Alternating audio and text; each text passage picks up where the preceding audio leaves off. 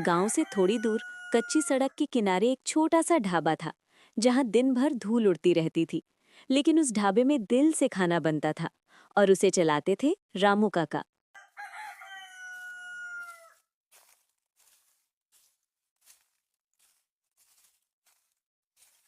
आ जाओ भैया, थके हुए लग रहे हो। बैठ जाओ, अभी गरम गरम दाल और रोटी बनाकर देता हूं। ऐसा खाना मिलेगा कि सारा थकान उतर जाएगा। काका, दाल की खुशबू तो बहुत अच्छी आ रही है, लेकिन दाम क्या रखे हैं तुमने? आजकल तो हर जगह बहुत महंगा मिल रहा है। भैया, हमारे यहाँ दाम से ज्यादा पेट भरना जरूरी है। बस 30 रुपए में पूरी थाली मिल जाएगी, जितना मन करे खा लेना। अरे काका, इतना सस्ता? कहीं खाने में कोई कमी तो नहीं? आजकल भरोसा करना मुश्किल हो गया है। भैया, गरीब आदमी का खाना कभी धोखा नहीं देता। इसमें बस सच्चाई और मेहनत का स्वाद है। एक बार खाओगे तो बार बार आओगे। ढाबा छोटा था, लेकिन रामू काका का दिल बहुत बड़ा था।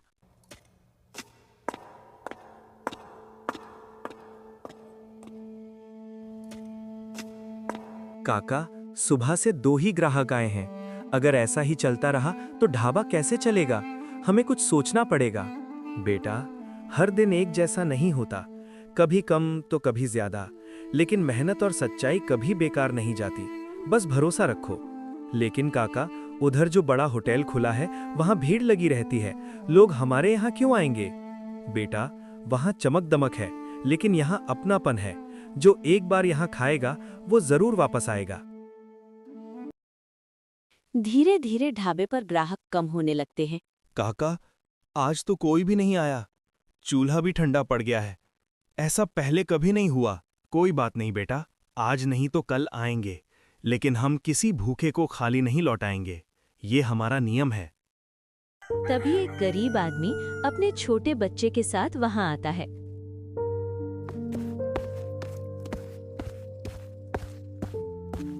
काका, बहुत दूर से आए हैं। बच्चे को भूख लगी है, लेकिन मेरे पास पैसे नहीं हैं। अगर मना कर दो तो भी बुरा नहीं मानूंगा। काका, ये बिना पैसे के खाना मांग रहा है। अगर हम ऐसे ही देते रहे तो हमारा क्या होगा? अरे चुप रहे बेटा, भूखे को खाना देना सबसे बड़ा धर्म होता है। पैसे तो फिर भी आ जाएंगे, पहले इन्हें खाना खिलाओ। काका, मैं सच कह रहा हूँ, अभी मेरे पास एक भी रुपया नहीं है, लेकिन जैसे ही काम मिलेगा मैं आपका पैसा जरूर चुका दूंगा। अरे भैया, इंसानियत में हिसाब नहीं होता। जब भगवान देगा तब दे देना। अभी आराम से बैठो और बच्चे को खाना खिलाओ। रामू काका उन्हें प्यार से खाना खिलाते हैं। काका, आप हर किसी के साथ इतना अच्छा व्यवहार करते हो, लेकिन लोग इसका फायदा उठा लेते हैं। बेटा, अगर हम अच्छे हैं तो हमें अच्छा ही करना चाहिए। सामने वाला कैसा है ये भगवान पर छोड़ दो। काका, अगर ऐसे ही चलता रहा तो हमें ये ढाबा बंद करना पड़ेगा। डर मत बेटा, जब तक सांस है तब तक आस है। भगवान जरूर कोई रास्ता निकालेगा। लेकिन शायद भगवान ने उनका रास्ता तय कर दिया था। अगली सुबह ढाबा सूना पड़ा था। रामू काका चुपचाप बैठे थे। तभी अचानक एक बाइक आकर रुकती है। बाबा, क्या आप मुझे पहचानते नहीं? मैं राजू, आपका बेटा, शहर से वापस आ गया हूँ। अरे बेटा, तू सच में आ गया? कितने सालों बाद तुझे देख रहा हूँ, लेकिन अचानक कैसे? सब ठीक तो है ना? बाबा, सब ठीक नहीं है। मुझे गांव वालों से पता चला कि आपका ढाबा बंद होने वाला है, इसलिए मैं सब छोड़कर वापस आ गया।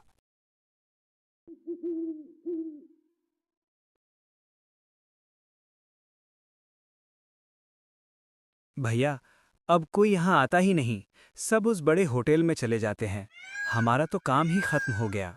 जब तक मैं जिंदा हूं तब तक ये ढाबा बंद नहीं होगा। ये सिर्फ ढाबा नहीं है, ये हमारी पहचान है। इसे मैं फिर से खड़ा करूंगा। लेकिन बेटा, वहाँ बड़ा होटल है, बड़े बड़े लोग आते हैं। हमारे पास ना पैसा है ना साधन, हम कैसे मुकाबला करेंगे? बाबा, मुकाबला पैसे से नहीं, दिमाग और मेहनत से होता है। शहर में मैंने बहुत कुछ सीखा है, अब वक्त आ गया है उसे यहाँ इस्तेमाल करने का। राजू ढाबे को ध्यान से देखता है। सबसे पहले हमें इस जगह को बदलना होगा, सफाई करनी होगी और लोगों को ऐसा एहसास देना होगा कि वो यहाँ आकर खुश हों। भैया, क्या सिर्फ सफाई करने से लोग वापस आ जाएंगे? मुझे तो शक लग रहा है। सफाई सिर्फ शुरुआत है। इसके बाद हम खाना बदलेंगे, स्वाद बदलेंगे और लोगों को कुछ नया देंगे जो उन्हें कहीं और नहीं मिलेगा। लेकिन बेटा, इतना सब करने के लिए पैसे चाहिए। हमारे पास तो कुछ भी नहीं बचा। आप चिंता मत करो बाबा, मैंने शहर में जो कमाया है वो सब इस ढाबे कर लगा दूंगा, लेकिन इस ढाबे को फिर से जिंदा करके ही दम लूंगा। तीनों मिलकर ढाबे को साफ करने लगते हैं।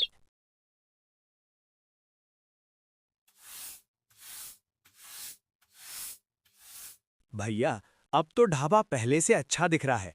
सच में मेहनत रंग ला रही है। अभी तो बस शुरुआत है, असली काम अब शुरू होगा। अब हम ऐसा खाना बनाएंगे कि लोग खुद चलकर आएंगे। पहले दिन कोई ग्राहक नहीं आता। भैया, पूरा दिन निकल गया, कोई नहीं आया। क्या हमारी मेहनत बेकार चली जाएगी? नहीं छोटू, हर मेहनत का फल मिलता है, बस थोड़ा समय लगता है। हमें हार नहीं माननी चाहिए। तभी वही गरीब आदमी फिर आता है। काका, क्या आज भी खाना मिलेगा? मैं आज भी पैसे नहीं दे पाऊंगा, लेकिन बच्चा बहुत भूखा है। आप चिंता मत करो, यहाँ कोई भूखा नहीं जाएगा। आज आप नया खाना चखिए और बताइए कैसा लगा। वाह, ये तो बहुत स्वादिष्ट है। ऐसा खाना मैंने पहले कभी नहीं खाया। मैं गांव में सबको बताऊंगा। भैया देखो, लोग आ रहे हैं। सच में लोग आ रहे हैं। हमारा ढाबा फिर से चलने लगा। मैंने कहा था ना, मेहनत और सच्चाई कभी हारती नहीं, बस थोड़ा समय लगता है। ढाबा अब धीरे धीरे फिर से चलने लगा था, लेकिन ये बात होटल वाले को बिल्कुल पसंद नहीं आ रही थी। ये कैसे हो सकता है? एक छोटा सा ढाबा मेरे बड़े होटल को टक्कर दे रहा है। अगर इसे अभी नहीं रोका तो मेरा सारा धंधा खत्म हो जाएगा। मालिक, अगर आप कहें तो हम कुछ ऐसा कर सकते हैं कि लोग वहां जाना ही बंद कर दें। हाँ, यही सही रहेगा। हमें ऐसा खेल खेलना होगा कि वो खुद ही बर्बाद हो जाएं। अगले दिन होटल वाला अपने आदमी को ढाबे पर भेजता है। ओए, ये क्या गंदा खाना बना रहे हो तुम लोग? इसमें से तो बदबू आ रही है। अरे भैया, ऐसा कैसे हो सकता है? हमने तो अभी ताज़ा खाना बनाया है। झूठ बोल रहे हो। ये देखो, इसमें कीड़ा है। तुम लोग लोगों को बीमार करना चाहते हो क्या? भैया, आप शांत रहिए, हम आपको नया खाना दे देते हैं। अगर कोई गलती हुई है तो माफ कर दीजिए। नहीं, अब मैं पूरे गांव में बताऊंगा कि यहाँ गंदा खाना मिलता है। वो आदमी गांव में अफवाह फैलाने लगता है। सुना तुमने? ढाबे का खाना खराब है। हाँ, अब वहां नहीं जाना चाहिए। भैया, फिर से सब खत्म हो गया, कोई नहीं आ रहा। बेटा, हमने तो हमेशा सच्चाई से काम किया, फिर हमारे साथ ऐसा क्यों हो रहा है? बाबा, ये सब किसी की साजिश है। मैं इसे ऐसे खत्म नहीं होने दूंगा। राजू सच जानने की कोशिश करता है। छोटू, तुमने उस आदमी को पहले कभी देखा है? नहीं भैया, वो नया था और बहुत अजीब व्यवहार कर रहा था। मुझे पूरा यकीन है, इसके पीछे होटल वाले का हाथ है। राजू रात को चुपके से होटल के पास जाता है। अच्छा किया तुमने। अब कोई उस ढाबे पर नहीं जाएगा और हमारा काम और बढ़ जाएगा। मालिक, आपकी चाल काम कर गई। वो लोग फिर से बर्बाद हो जाएंगे। राजू सब सुन लेता है। तो ये सब इनकी चाल थी। अब मैं इनकी सच्चाई सबके सामने लाऊंगा। अगले दिन राजू गांव वालों को इकट्ठा करता है। आप सब लोग सच जानना चाहते हैं तो आज शाम को ढाबे पर आइए। मैं सबके सामने सच्चाई रखूंगा। अगर सच में कुछ है तो हम जरूर आएंगे। शाम को पूरा गांव ढाबे पर इकट्ठा होता है। पूरा गांव ढाबे के सामने खड़ा था। सबकी नजरें राजू पर थीं। लोग हमारे ढाबे को गंदा समझ रहे हैं, लेकिन असली गंदगी कहीं और है और आज मैं वो सबके सामने लाने वाला हूं। अगर तुम्हारे पास सबूत है तो दिखाओ, वरना हम तुम्हारी बात पर भरोसा नहीं करेंगे। सबूत भी है और गवाह भी। छोटू, सबको वो दिखाओ जो हमने रिकॉर्ड किया है। छोटू एक मोबाइल में रिकॉर्डिंग चलाता है, जिसमें होटल वाला अपनी साजिश करते हुए दिखता है। अरे, ये तो होटल वाला है। ये तो खुद साजिश कर रहा था। हमने बिना सोचे समझे ढाबे वालों पर शक कर लिया। ये हमारी गलती थी। भाइयों, हमने कभी किसी के साथ बुरा नहीं किया, बस ईमानदारी से काम किया है। काका, हमें माफ कर दो। अब हम हमेशा आपके ढाबे पर ही आएंगे। तभी होटल वाला वहां आ जाता है। ये सब झूठ है। तुम लोग मुझे बदनाम कर रहे हो। झूठ बोलना बंद करो, सबूत सबके सामने है, अब तुम्हारी सच्चाई छुप नहीं सकती। ऐसे आदमी को गांव में रहने का कोई हक नहीं है, इसे यहां से भगा दो। गांव वाले होटल वाले को वहां से भगा देते हैं। बेटा, आज तुमने हमारा नाम और इज्जत दोनों बचा ली। बाबा, ये सब आपकी सीख का नतीजा है। आपने हमें सिखाया है कि सच्चाई कभी हारती नहीं। भैया, अब हमारा ढाबा फिर से चल पड़ेगा, और इस बार पहले से भी ज्यादा।